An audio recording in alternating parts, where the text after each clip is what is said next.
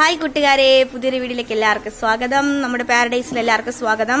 അപ്പോൾ നമ്മൾ ഇന്ന് വന്നിരിക്കുന്ന ടോപ്പിക് എന്ന് വെച്ചാൽ ഗർഭിണി പശുക്കളെ എങ്ങനെ പരിപാലിക്കണം, എങ്ങനെയൊക്കെ നോക്കണം, ഡേറ്റ് അടുക്കാറായ പശുക്കൾ എന്തൊക്കെ, ഡേറ്റ് അടുക്കാറായ പശുക്കളെ എങ്ങനെ ശ്രദ്ധിക്കണമെന്ന കാര്യമാണ്.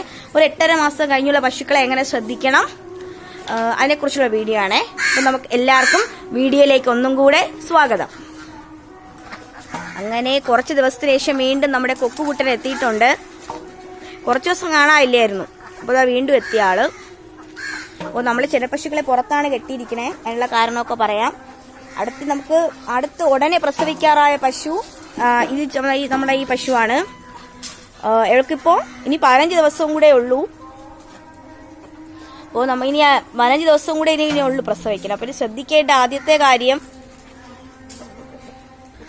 ആദ്യം ബ്ലഡ് ടെസ്റ്റ് ചെയ്യുക എന്നുള്ളത് തന്നെയാണ് ആദ്യം ചെയ്യേണ്ടത്. കാരണം ഇവർക്ക് ആദ്യത്തെ പ്രസവത്തിൽ തൈലേറിയ ഉണ്ടായിരുന്നു. കാരണം നമ്മൾ അറിഞ്ഞില്ല, പ്രസവിച്ച് കഴിഞ്ഞതിന് ശേഷമാണ് നമ്മൾ അറിയുന്നത്. പ്രസവിച്ച് കഴിഞ്ഞ് ഇത് കലക്കെടുത്ത് അരച്ചപ്പോഴാണ് നമ്മൾ ബ്ലഡൊക്കെ ടെസ്റ്റ് ചെയ്ത് നോക്കിയപ്പോൾ ഇവൾക്ക് തൈലേറിയെന്ന് അറിഞ്ഞത്. അങ്ങനെ ഒരുപാട് കഷ്ടപ്പെട്ടു, പാലൊക്കെ കുറവായിരുന്നു. അതുകൊണ്ട് ഇപ്രാവശ്യം അന്ന് തൊട്ട് ഡോക്ടർ പറഞ്ഞ കാര്യമാണ്, നമ്മൾ ഏകദേശം 15 ദിവസം കിടക്കെ തന്നെ ഇതിന് ബ്ലഡ് ടെസ്റ്റ് ചെയ്യണം നല്ലതായിരിക്കുമെന്ന്. അങ്ങനെ ബ്ലഡ് ടെസ്റ്റ് ചെയ്യാൻ ഇന്ന് നമ്മൾ വിളിച്ചിരുന്നതാണ്. പക്ഷേ നമ്മൾ ഐവെറ്റിലാണ് കൊടുക്കുന്നത് ടെസ്റ്റ്. ട്രിവാൻഡ്രത്ത് പല സ്ഥലങ്ങളിലും ഉണ്ട് ഐവെറ്റിലാണ് കൊടുക്കണേ ടെസ്റ്റ് ചെയ്യുമ്പോൾ. അവർക്ക് ഇന്ന് ഒരു അസൗകര്യം, അവരൊരു മൺഡേ വരത്തുള്ളൂ. തൈലേറിയ നോക്കണം, ബ്ലഡ് കൗണ്ട് നോക്കണം. കാരണം തൈലേറിയ ഉള്ള പശുക്കൾക്ക് നോർമലി ബ്ലഡ് കൗണ്ട് പെട്ടെന്ന് കുറയും. അപ്പോൾ നമ്മൾ കൊടുക്കുന്ന ടോണിക്കാണ് ARBC എന്നൊരു ടോണിക്ക് 50 ml വെച്ച് 2 നേരം കൊടുക്കും. അതായത് നമ്മൾ ശ്രദ്ധിക്കേണ്ട കാര്യം, ബ്ലഡ് കൗണ്ട് കുറവുള്ള പശുക്കൾക്ക് കൊടുക്കേണ്ട ടോണിക്കാണ് ARBC ടോണിക്ക്. ഡെയിലി 50 ml വെച്ച് കൊടുക്കണം. അടുത്ത് ശ്രദ്ധിക്കാനുള്ളതെന്ന് വെച്ചാൽ ആദ്യം നിങ്ങൾ ബ്ലഡ് കൗണ്ട് നോക്കണം, അതിൽ തൈലേറിയ ടെസ്റ്റ് ചെയ്യണം. അതൊക്കെ ഉണ്ടെങ്കിൽ നമുക്കിപ്പം പ്രസവിക്കുന്നതിന് മുന്നേ തന്നെ ഇത് കൊടുക്കാവുന്നതാണ്, ഇഞ്ചക്ഷൻ എടുക്കാവുന്നതാണ്. ഞാൻ പറഞ്ഞിട്ടുണ്ട്, ഒരു ഇഞ്ചക്ഷന് 1350 രൂപയാണ് ഈ തൈലേറിയക്കുള്ള ഇഞ്ചക്ഷന്റെ വില. അപ്പോൾ നമുക്കത് നേരത്തെ എടുക്കാവുന്നതാണ്. ഇപ്പോൾ തൈലേറി ഉണ്ടെന്ന് അറിഞ്ഞു. കാരണം പ്രസവിച്ച് കഴിഞ്ഞതിന് ശേഷം ആണെങ്കിൽ ഇതിന്റെ പാലൊക്കെ ഒരുപാട് കുറയും, ആഹാരം എടുക്കുന്നത് കുറയും. അപ്പോൾ നമുക്ക് നേരത്തെ തന്നെ അത് ചെയ്യാം.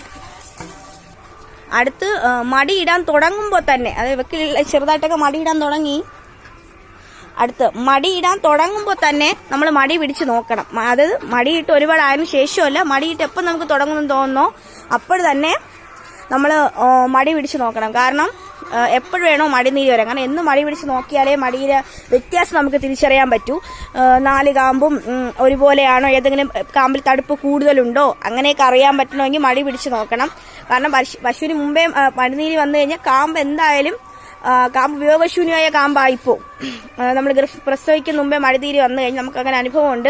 അതുകൊണ്ട് 4 കാമ്പും ഒരുപോലെയാണോ, മടിനീരുണ്ടോ എന്നൊക്കെ മടിയിട്ട് തുടങ്ങുന്ന സമയം മുതൽ തന്നെ പിടിച്ചു നോക്കണം. കാരണം മടിയിട്ട് തുടങ്ങിക്കഴിഞ്ഞാൽ ഒരുപാട് ദിവസം ആയിക്കഴിഞ്ഞാൽ നമ്മൾ വിചാരിക്കും അത് മടിയിട്ടതായിരിക്കും, മടിനീര് ചില പശുക്കൾക്ക് അങ്ങനെ വരുമോ എന്നൊക്കെ ചിലവർക്ക് കാണും. ഗർഭിണി പശുക്കൾക്കും വരും, മടിനീര് വരും. അതുകൊണ്ട് അതൊന്ന് ശ്രദ്ധിക്കണം.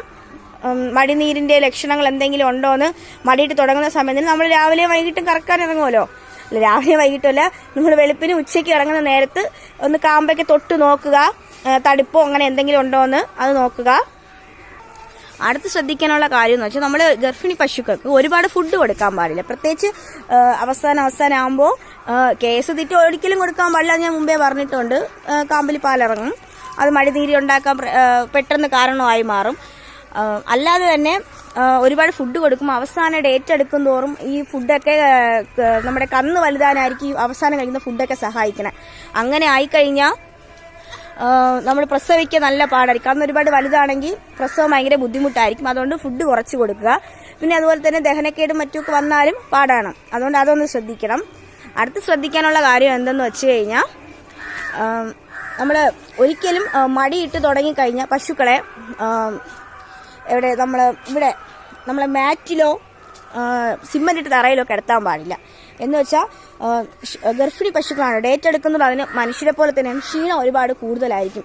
കാരണം മാറ്റൊക്കെ ആകുമ്പോൾ ചറുക്കാൻ, ഇങ്ങനെ സ്ലിപ്പാവാൻ ഒരുപാട് ചാൻസ് കൂടുതലാണ്.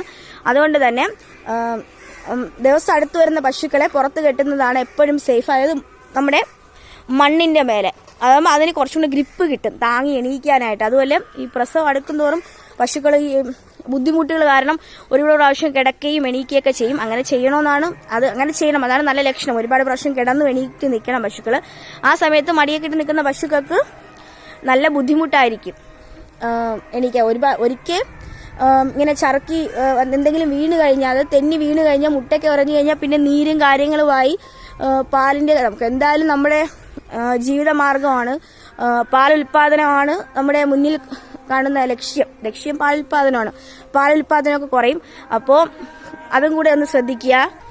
അങ്ങനെ കൂട്ടുകാരെ, ഈ കാര്യങ്ങളൊക്കെയാണ് നിറച്ചെന്ന പശുക്കളെ ശ്രദ്ധിക്കാനുള്ള കാര്യങ്ങൾ. അപ്പോൾ വീണ്ടും ഇനി അടുത്ത നമ്മളെ വീഡിയോ എന്താണെന്ന് അറിയാവോ? ഇനി പ്രസവിച്ചതിന് ശേഷം പശുക്കളെ പരിപാലനം ഉണ്ട്, അതറിയണ്ടേ നിങ്ങൾക്ക്? ഇനി നമുക്ക് അത് കാണണം. പ്രസവിച്ചതിന് ശേഷം എന്തൊക്കെ കാര്യങ്ങൾ നോക്കണം, അതപ്പം അതുമായിട്ട് നമ്മൾ അടുത്തൊരു വീഡിയോയിൽ വരും. നമ്മുടെ ഈ പശുവിന്റെ പ്രസവിക്കുന്ന കാര്യങ്ങളൊക്കെ നിങ്ങളെല്ലാം എത്തിക്കാൻ കഴിവത് നോക്കാം. ഇനി ഏത് സമയമാണ് നമ്മുടെ പശു പ്രസവിക്കണമെന്ന് അറിയാൻ പറ്റുമല്ലോ. അതിപ്പോൾ നമുക്ക് വീഡിയോ ഒക്കെ പിടിക്കാൻ പറ്റുന്ന അനുകൂലമായ സമയമാണെങ്കിൽ മാത്രമേ നിങ്ങളുടെ മുന്നിൽ എത്തിക്കാൻ പറ്റൂ. പിന്നെ അതിന്റെ പരിപാലനവും കാര്യങ്ങളും എല്ലാം കാണിക്കാം. അപ്പോൾ എല്ലാവരും നമ്മുടെ വീഡിയോ കാണണം, ലൈക്ക് ചെയ്യണം, ഇത് ആവശ്യമെന്ന് തോന്നുന്നവർക്ക് ഷെയർ ചെയ്യണം. പിന്നീട് ചാനൽ മറക്കാതെ ഒന്ന് സബ്സ്ക്രൈബ് ചെയ്യണേ. കാണുന്നവർ മറക്കാതെ, നമ്മുടെ വീഡിയോ കാണുന്നത് കൂടുതൽ പേര് സബ്സ്ക്രൈബ് ചെയ്യാത്തവരെന്നാണ് എനിക്ക് തോന്നുന്നത്. കാണുന്നവർക്ക് നിങ്ങൾക്ക് ഉപകാരപ്രദമാണെന്ന് തോന്നിയാൽ ഒന്ന് സബ്സ്ക്രൈബ് ചെയ്തിരിക്കണേ. അപ്പോൾ ബൈ.